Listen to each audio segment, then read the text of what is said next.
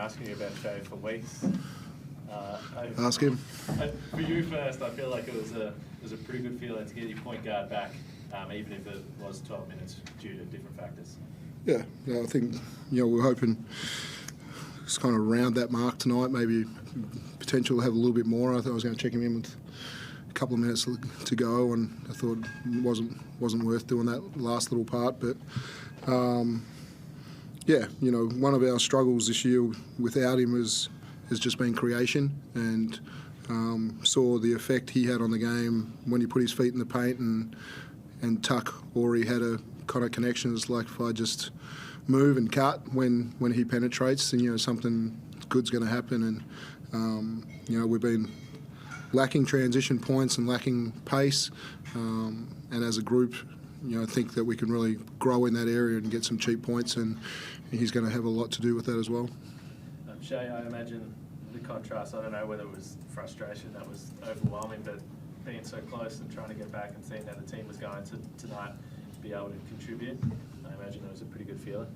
Yeah, it was an awesome feeling. I definitely felt like I could have helped the boys out for the first part of the season.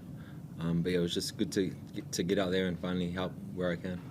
There was a play in the fourth quarter where you dove on the floor, you get down the other end. There's no concerns or worries about being back out there after the long process to get back? Yeah, no concerns. The medical staff did a great job of making sure I was symptom-free before I stepped on the court. Shout out to Steve and his team for getting me back. Dean, just positionally, you kind of referenced it, but it felt like everyone's sort of maybe able to get closer to the role you envisioned. Even maybe Brad Muirley's been playing good minutes at the 4. Did it feel like just across the board there's better balance with not only Shea but Lockie Barker able to play a few minutes point guard there as well? Yeah, Nils was great. That's 2 games in a row that it was kind of a little bit of a forced one in the Wollongong game to say, well, we're down another big, so let's try him at the 4, and thought he defended that position well. There's a little bit more ball goes through the 4, and so there's some opportunities for him to get downhill. And once we saw an advantage, we started running plays for him to get downhill as well. Him and Barlow had a pretty good connection when they were on together as bigs about what they're able to switch and what they're able to slide through. And best game of the year for him, and for him to come 16 minutes and be plus 21, it's massive impact off the bench, which I thought, tonight, the role that Tuck played off the bench, coming in and playing 22 minutes, and I think most of the times he come out he called his own sub as well. So proud of the way he went about it tonight, to put him on Bryce Cotton and to chase around and do those things and cook himself and cut and do the things he did offensively. Go grab rebounds. I thought it was a real impactful game from him off the bench. McQuatch goes 3 of 3. Some really good production off the bench tonight. What about David Quera? You've been talking about a bunch of guys that you've had to throw in the rotation. He's been basically an every night player, but tonight again there seems to be a different level of comfort, and we saw what he can do in terms of protecting the rim with all the block shots. How have you seen his progression? I guess when you talk about progression, you talk about trust as a coach, and that's really built over this little period where regardless of if the guy's a bit bigger and heavier, I thought he's handled that well.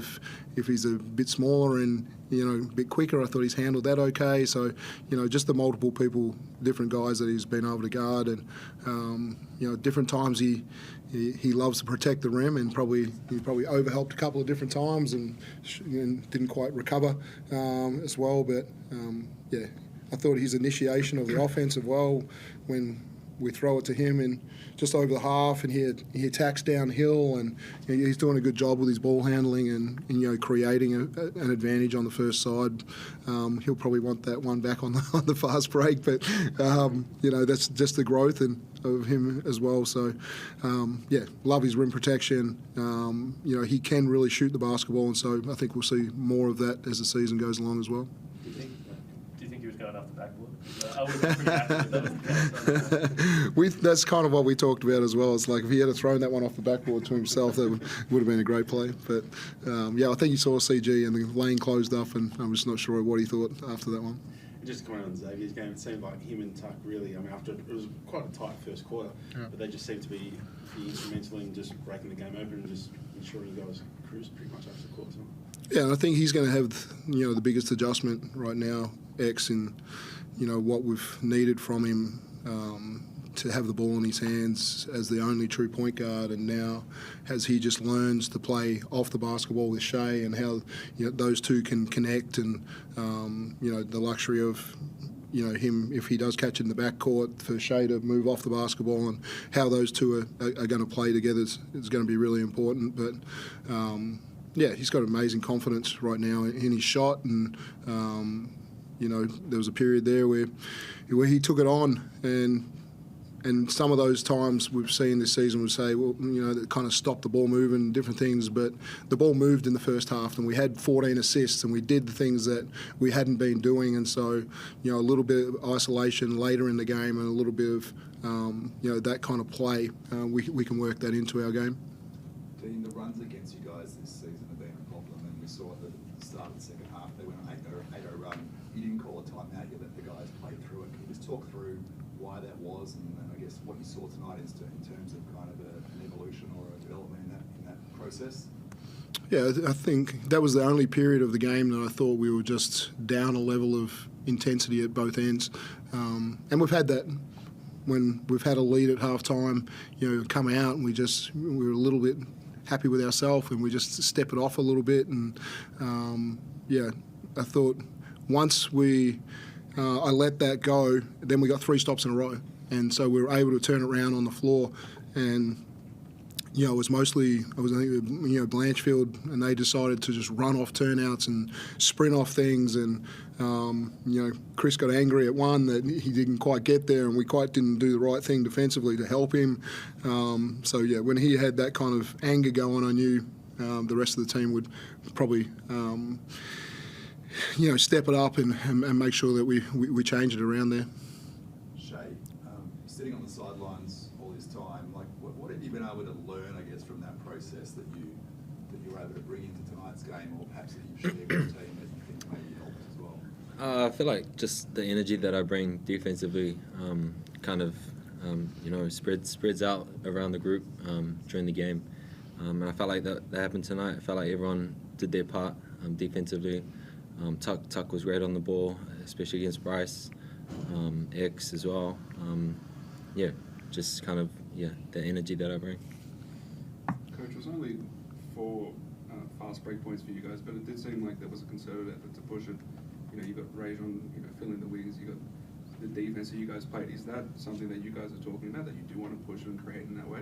Yeah, we've got to find, cheap points. I don't think this team is built as good an offensive rebounding team as we've had in the past to really. I think David Quera is a lead at it. Ice is going to pick up a couple, and Tuck's going to pick up a few, but we're not a team that's probably going to average 12 offensive boards a game. And so, how else can we find those cheap points? It gets back to kind of who we want it to be, and that's play defense, get deflections, and start our pace a little bit. So I think there's a lot of learning. We've got to watch a lot of video about the opportunities that we did get, because we're a good defensive rebounding team. We're on one of the top 3 in the league in defensive rebounds. So if we can do that, get more stops, and make sure we space the floor and put our feet in the paint early in transition, I think we can start to get some more free throws, and we can start to get some wide open threes in transition. So yeah, it's an area that we want to lift.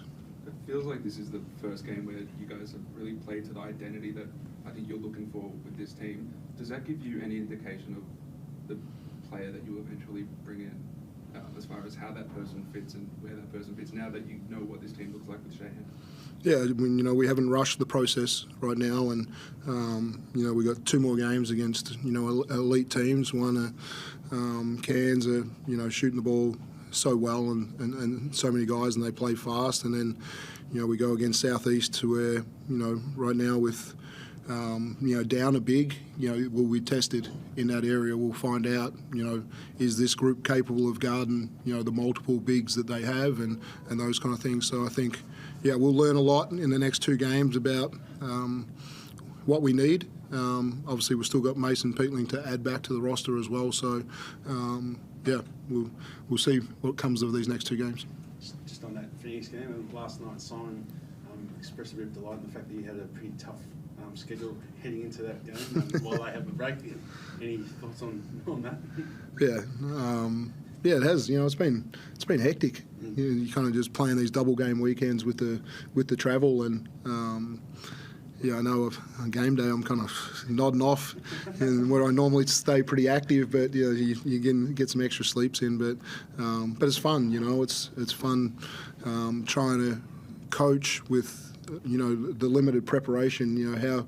How concise you can be with the things that really matter leading into games, and we've played well every time we've had a shoot around, and it's the ones that we haven't done a good job. A 2:00 game after travelling somewhere and not being able to give the detail that we've needed. So if we get a shoot around, I feel pretty comfortable that we've got the message across that we need. You mentioned the reasons why potentially it made sense to put Rajon to the second unit these last couple of games here with Shea and then X. We know X has played sort of 6-man role previously. I know starting doesn't necessarily mean everything, but do you see a swap there, or are you comfortable with this 5 at the moment? Yeah, I don't know. I think it can be. I would like to get to the point where I think it's matchup based to say, which is, and I'll obviously go with who the best group is that I think can defend our opponents, and if we're selfless enough to buy into that about who starts and who defends the best, and who's living our values the best, and doing all those things, because we started Lockie Barkham, we started David Aquera. They won our trademark award, and we had to make sure that we live true to say these are the guys that you think are doing the best job for our club and living our values. We got to reward them. So if we get to a point with this group to say we'll keep rewarding the guys that are doing the best thing and voted by the players, then I think we'll be in a great place. All good. Thank you. Yep. Cheers, guys.